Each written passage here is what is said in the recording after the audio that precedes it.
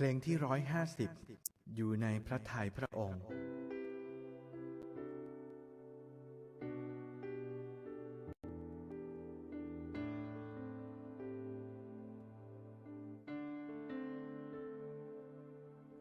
โอ้พระองค์เจ้า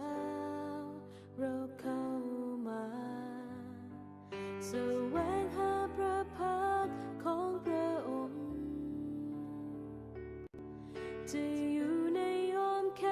นในพระคุณอันล้ำเลิศ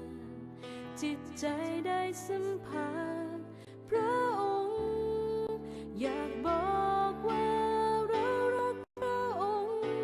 สุดหัวใจสุดหัวใจชีวิตก็มอบเธอไว้ให้พระองค์ทรงนำทุกอย่างเท้าก้าวเดินไป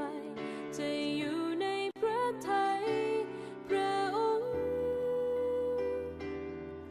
จะอยู่ในพระทัยพระองค์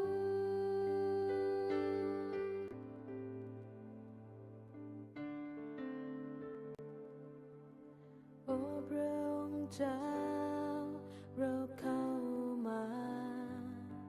แสวงหาพระพักตร์ของพระองค์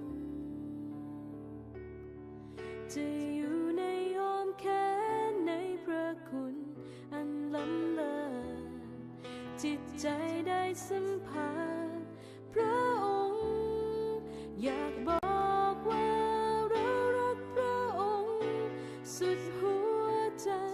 สุดหัวใจชีวิตก็มอบเธอไว้ให้พระ